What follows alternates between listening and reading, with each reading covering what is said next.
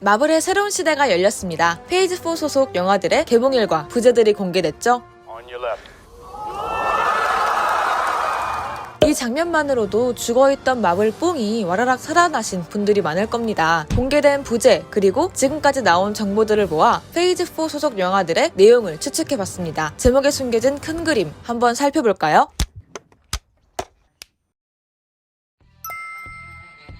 역시 믿음직한 대선배입니다. 블랙 위도우가 페이지 4 영화의 시작을 엽니다. 11화와 인피니티 워 사이를 시간적 배경으로 삼는 영화고요. 새로운 인물들이 등장하고 나타샤 외 수많은 블랙 위도우와 그들을 쥐락펴락하는 레드룸에 관련한 이야기를 다룹니다. 늘 미스터리에 쌓여있던 나타샤의 과거를 확인할 수 있을 작품이죠. 시작부터 뭉클해질 수밖에 없는 게요. 현 시점 그녀는 이미 세상을 떠났습니다. 엔드게임 속 나타샤의 선택을 관객에게 충분히 이해시킬 감정적으로 묵직한 한방이 있을 것으로 추측이 되고요. 그녀의 솔로 모험담을 만날 수 있다는 점만으로도 팬들에겐 의미가 깊을 작품인데 중요한 건 이 영화가 페이지 4 시작에 서 있다는 점입니다. 그럴 수밖에 없는 필연적인 이유가 있는데요. 바로 세대 교체 때문이죠. 아이언맨을 비롯한 원년 멤버들이 없는 MCU를 신의 히어로들이 잘 끌고 갈 수 있을 것이냐라는 물음에 대한 답이 이 영화에 담겨 있을 것으로 예상됩니다.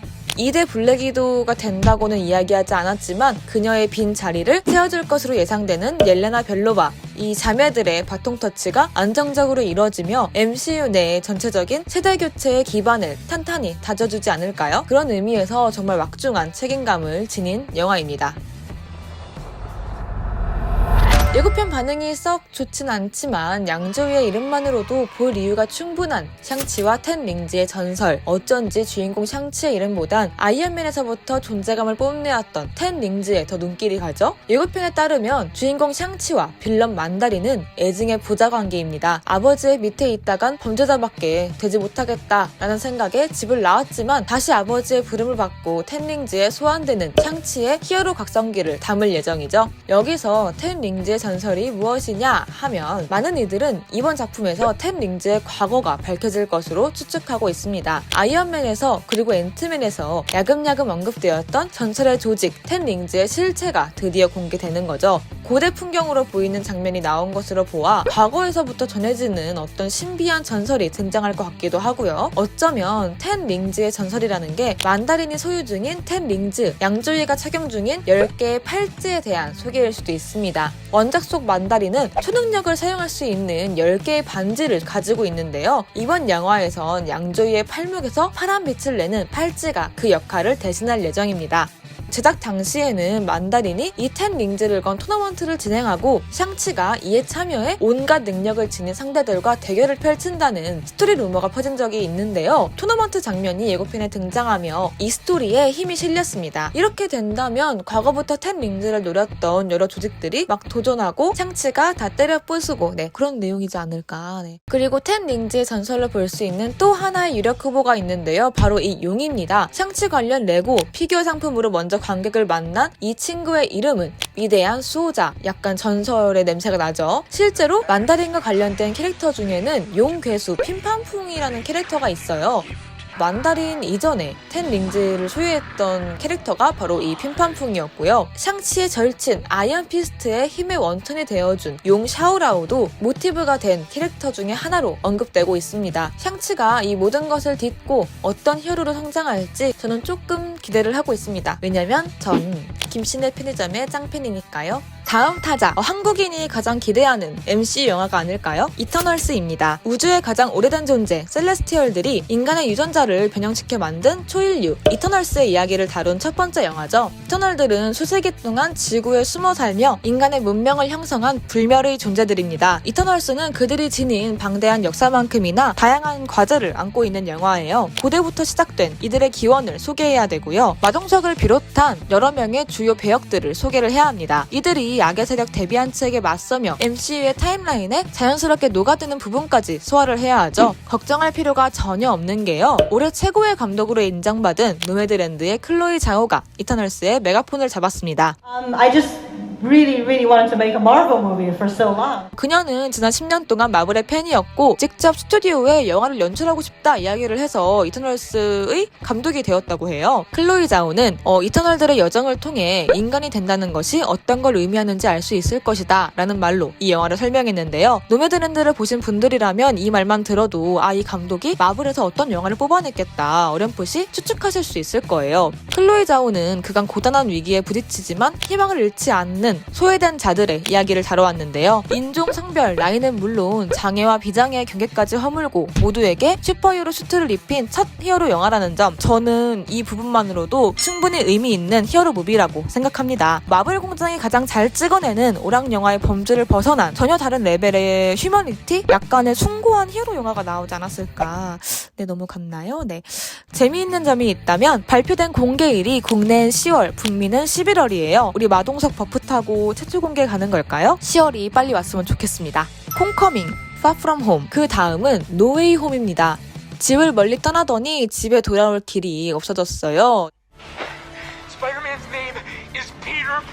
전편에서 스파이더맨의 정체가 만인에게 알려진 바, 이번 영화에선 범죄자로 몰려서 마음 편히 집에 갈 수 없는 스파이더맨이 누명을 벗으랴 새로운 적과 싸우랴 또 한 번 성장하며 고군분투하는 과정을 만나볼 수 있을 것이라 추측됩니다. 하지만 노웨이 홈이란 제목을 두고 더욱 갈 수밖에 없는 가설은 따로 있죠. 바로 스파이더맨 멀티버스의 등장입니다. 스파이더맨 노웨이 홈은 1대 스파이더맨 토비 맥가이어와 2대 스파이더맨 앤드류 가필드가 출연한다는 루머로 팬들을 열광시켰습니다. 두 배우의 촬영장 목격담이 나온 건 물론 이전 스파이더맨 시리즈에서 빌런을 연기한 제이미 폭스와 알프레드 몰리나가 같은 역으로 복귀한다는 사실이 확정되며 스파이더맨 멀티버스론에 더 힘이 실렸습니다. 제이미 폭스는 의미심장한 사진을 업로드했다가 삭제를 하기도 했고요. 이번 작품엔 멀티버스 1인자 닥터 스트레인지가 스파이더맨의 멘토로 등장할 예정이기도 하죠. 팬들의 염원이 사실이라면 노웨이 홈이란 제목은 대규모 멀티버스에서 길을 잃은 스파이더맨을 일컫는 부제일 수도 있습니다. 하지만 톰 홀랜드는 스파이더맨들이 다 함께 나온다는 건 사실이 아니다 라며 선을 그었죠. 마블이 그렇게 큰 비밀을 주인공인 자신에게 숨길 순 없다면서요. 그에 더해 앤드류 가필드가 이런 말을 밝혔는데 There are rumors galore that you will be in Spider-Man No Way Home. It's a really cool idea.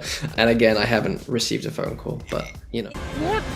톰 홀랜드의 마지막 스파이더맨이라고 알려진 이 작품에서 대형 프로젝트가 선사될지 12월 극장에서 확인 가능합니다. The Multiverse of Madness connect directly to the events of WandaVision, but it will also connect to the events of our new Spider-Man film. 이후에는 스파이더맨과 강렬한 모험을 끝냈을 닥스의 광기 어린 멀티버스가 공개됩니다. 닥터 스트레인지 인 멀티버스 오브 매드니스란 제목에 의미를 묻는 질문에 케빈 파이기는 말 그대로 미친 멀티버스예요. 하하 이렇게 이야기한 적 있죠. 완다비전을 통해 완전히 각성한 완다가 닥스와 함께 주연으로 등장한다는 점 역시 미친 포인트고요. 샹치, 이터널스, 스파이더맨까지 솔로 영화들로 탄탄히 내구성을 다진 페이즈 4의 무대를 한계가 없는 멀티버스를 통해 정말 우주적으로 넓힐 작품일 것으로 추측이 됩니다. 멀티버스 오브 매드니스란 주제는 H.P. 러브크래프트의 소설 광기의 산맥, 존 카펜터가 연출한 매드니스를 오마주한 제목인데요. 파이기는 이 제목이 우리가 지금까지 지은 것 중 가장 위대하다 이야기하며 만족감을 표했습니다. 이스터에그를 찾는 재미가 쏠쏠하려나요? 2019년 코미콘에선 이 영화가 마블의 첫 호러 장르 영화일 것이라고 발표되기도 했는데요. 케빈 파이기는 그렘린, 레이더스 등을 예시로 들며 안 끔찍할 것 같은데 눈을 가리게 되는 그런 무서운 시퀀스들이 포함되어 있을 거란 예고를 날린 바 있습니다.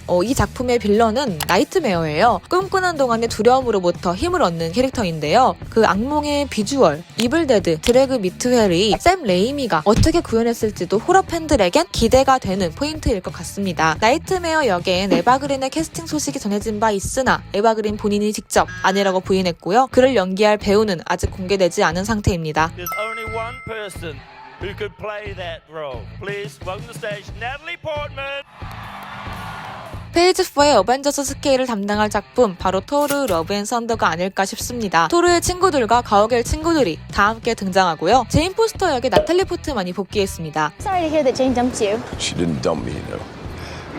Dumped her. It's a mutual dump. 빌런으론 크리스찬 베일, 조연 제우스론 러셀 크로우까지 합류했고요. 카메오론 맷 데이먼, 루크 햄스워스, 멜리사 메카시가 등장합니다. 캐스팅부터가 어마어마하죠. 이번 영화의 중심 인물은 뮬리르의 새로운 주인이 된 제인 포스터, 마이티 토르입니다. 헬라의 손에서 산산조각난 이 망치가 어떻게 제인의 손에 들어가게 된 건지 페이지 4 작품들을 챙겨보며 그 타임라인을 차곡차곡 맞춰가는 재미도 있을 것 같고요. 이 부제가 담고 있는 모든 것, 천둥의 힘을 지닌 전 러버, 구 연인의 재회, 타이카 와이티티 특유의 유머러스한 연출이 이들의 불꽃 튀는 애정전선을 어떻게 담아냈을지 상상만 해도 빨리 극장으로 달려가고 싶으시죠? 토르, 제인의 서사와 더불어 전편에서 뉴 아스가르드의 왕이 된 발키리에게도 주목할 필요가 있습니다. 발키리를 연기한 테사 톰스는 2019년 코미콘에서 발키리는 자신과 함께 왕국을 통치할 여왕을 찾고 있다고 이야기하며 발키리가 LGBT 캐릭터임을 밝혔죠. 이들의 전쟁 같을 사랑과 천둥은 2022년 5월 극장을 찾습니다. 5월 개봉작은 늘 대박이었다는 점을 미뤄봤을 때 더 기대를 할 수밖에 없는 작품입니다. 보는 순간 마음에 콱 박힌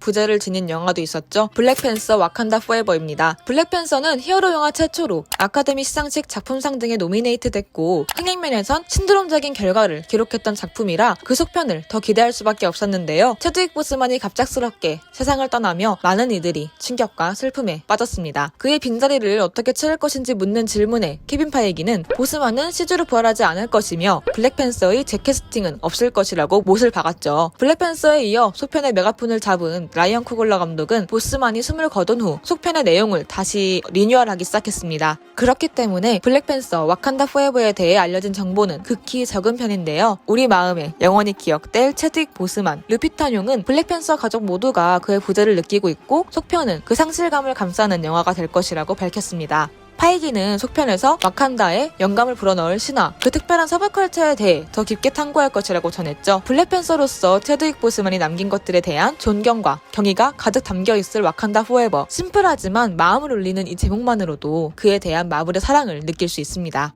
캡틴 마블의 속편도 점차 윤곽이 드러나고 있습니다. 이번에 공개된 이 작품의 제목, 더 마블스인데요. 이 영화를 보기 전 꼭 관람해야 할 작품 두 편이 있으니 페이지 4의 첫 드라마 완다비전, 그리고 올해 말에 공개될 드라마 미즈 마블입니다. 마블스, 마블들의 팀업을 만나볼 수 있을 이 영화에선 캡틴 마블, 미즈 마블, 그리고 모니카 램보가 뭉쳐 활약할 예정입니다. 미즈 마블은 마블 최초 무슬림 캐릭터로 캡틴 마블의 열렬한 팬이었다가 히어로가 된 16살 파키스탄계 미국인 소녀고요. 모니카 램보는 캡틴 마블 친구의 딸, 완다비전을 통해 신비한 능력을 각성했죠. 나이와 인종이 다른 세 여성이 뭉쳤다는 점만으로도 무척 궁금해지는 영화입니다. 영국 배우 제이 에스턴이 더 마블스의 빌런으로 캐스팅됐다는 소식이 전해졌습니다. 톰 홀랜드의 연인으로도 유명한 배우죠. 본격적으로 차원이 다른 멀티버스의 문을 열어제낀 작품, 바로 앤트맨과 와스프였죠. 속편의 부제도 상당히 과학적입니다. 저 같은 문과들은 보기만 해도 무서운 퀀텀 매니아예요. 양자를 의미하는 퀀텀에 마니아층, 많은 이들이 동시에 보이는 열광을 뜻하는 마니아가 붙어 퀀텀 매니아라는 신조어가 탄생했습니다. 앤트맨과 와스프, 행크 부부가 양자 영역에 대해 더 심도 있는 연구와 시도를 하는 영화일 수 있지만 많은 이들이 이 영화의 빌런에 주목했습니다. 많은 팬들이 열광하고 있는 퀀텀 매니아의 빌런, 타노스급 넘사벽 빌런,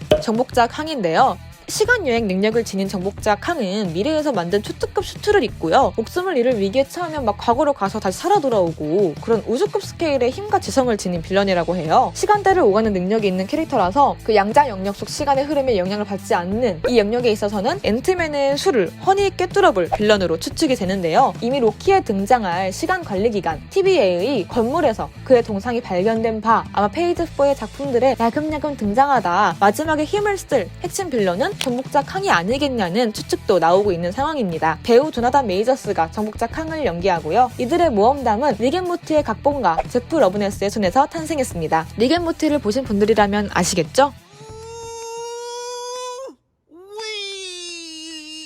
정말 미친 영화가 될 것 같네요. 제임스 건 해임으로 폐업 직전까지 갔다가 다시 살아 돌아온 가오갤 3가 페이지 4의 문을 닫습니다. 가오갤 멤버들이 총출동하는 영화 토르 러브 앤 썬더의 스토리에 영향을 많이 받을 것으로 예상이 되고요. 가오갤 3의 부제는 딱히 없지만 스토리와 관련해서 들려온 이야기는 꽤 많아요. 우선 엔드게임 이후 행방에 묘연했던 가모라가 컴백합니다. 조셀다나님이 워낙 바쁘셔서 그런가 페이지 4 출연 영화는 가오갤 3가 처음이자 마지막이에요. 가모라의 비중이 늘어날 것이란 이야기 이야기가 나온 바 있는데 그녀를 찾는 과정 혹은 새로운 가모라가 다시 가오갤 패밀리로 흡수되는 과정이 뭔가 메인 플롯 중에 하나로 다뤄질 수도 있겠다라는 느낌적인 느낌이 들고요. 지난 영화의 쿠키 영상에 등장했던 아이샤 메이드